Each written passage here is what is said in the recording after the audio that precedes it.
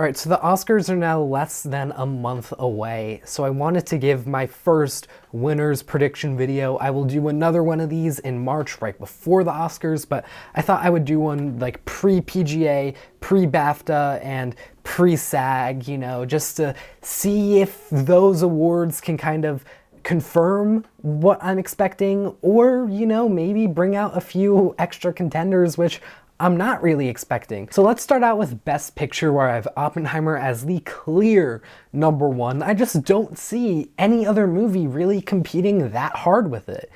Of the other films that could be competitors, I think Poor Things is the most likely because it pretty much got all the nominations that it was expected to get, aside from maybe Willem Dafoe. I also have Anatomy of a Fall, which I kind of view as like Parasite light.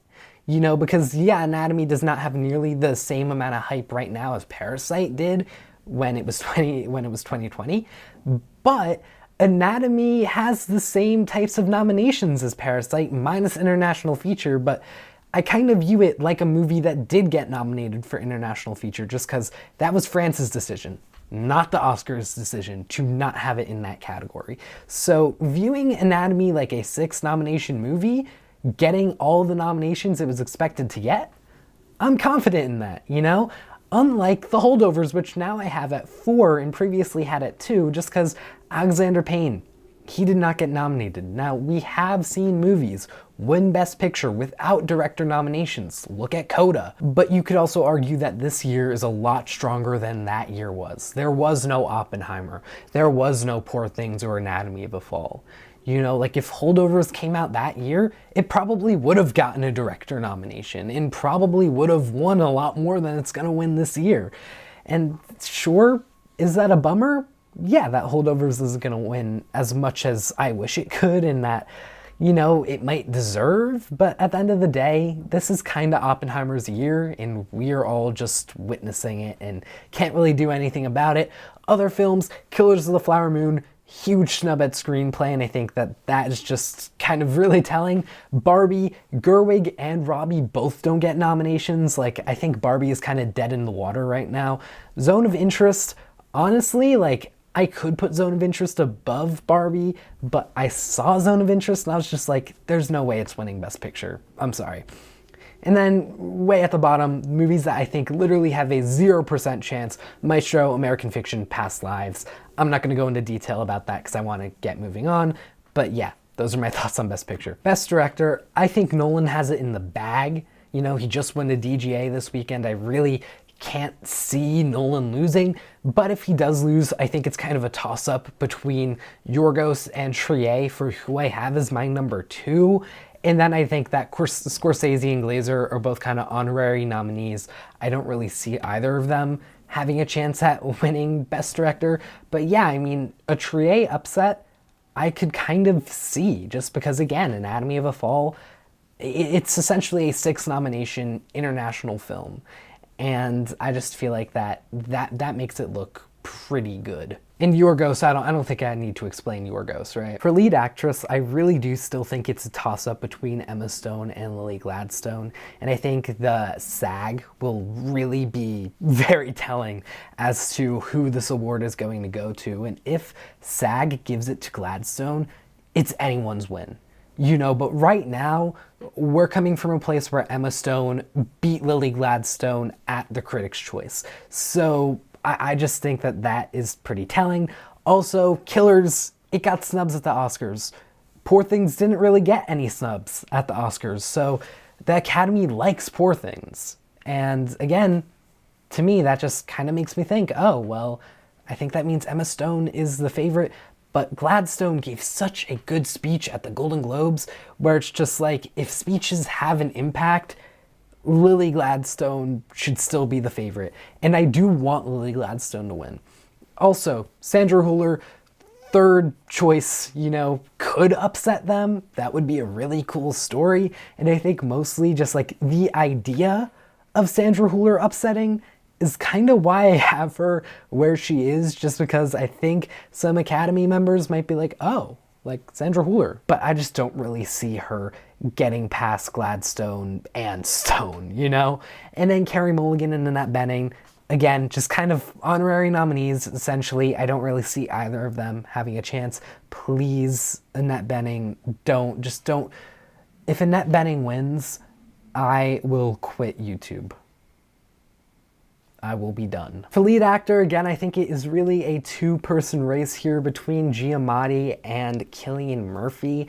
You know, maybe Jeffrey Wright could upset just because American Fiction did get some good nominations. It won Screenplay at the Globes, so, you know, people seem to be kind of warm on American Fiction. People are warmer on Jeffrey Wright than they have been for Bradley Cooper or Coleman Domingo, which is why I have him as the third guy over Bradley Cooper at the moment. Right now, I have Giamatti, because again, Critics' Choice, he beat out Murphy, but that could change. That could definitely change. Don't look towards the BAFTAs, unless the BAFTAs, if Giamatti wins the BAFTAs, then I would say that Giamatti is almost a guarantee to win at the Oscars, because the BAFTAs are biased towards British people, and Cillian Murphy, I think he's Irish, so close enough. And yeah, he should be a shoo-in to win at the BAFTAs. But if he does not win there, then yeah, Giamatti is a much bigger favorite than I have him as right now. And then SAG too could be pretty telling. I'm expecting what's gonna happen is that Murphy's gonna win BAFTA, Giamatti's gonna win SAG, and then Giamatti's gonna win the Oscar. You know, but I could be wrong, and we'll see. Yeah, supporting actress is Divine Joy Randolph. It's not even a contest or a competition whatsoever. She's gonna win. Same thing with supporting actor. Downey is gonna win this one. I mean, maybe could Gosling or Ruffalo upset?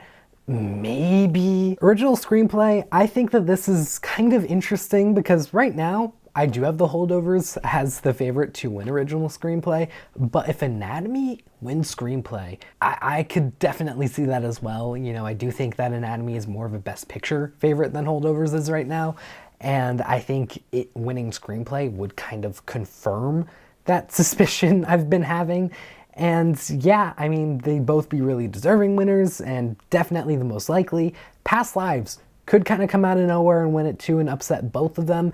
If that's the case, I don't really see Past Lives' Best Picture chances going up, but I definitely see Holdovers and Anatomy's chances going down, and that pretty much meaning, oh, yeah, this is Oppenheimer in Past Lives. You know, Oppenheimer, huge front runner, but then if a movie's gonna upset, at that point it would only be Past Lives, at least in my opinion. I think Adapted might be the hardest one to predict as the winner right now.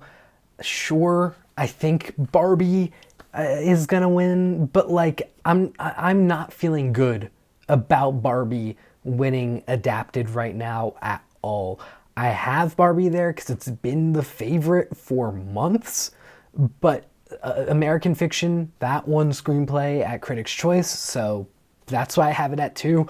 Oppenheimer I have at 3 because it's Oppenheimer, you know, and if Oppenheimer wins adapted screenplay, it's over for everyone. And then I guess maybe Poor Things has a chance.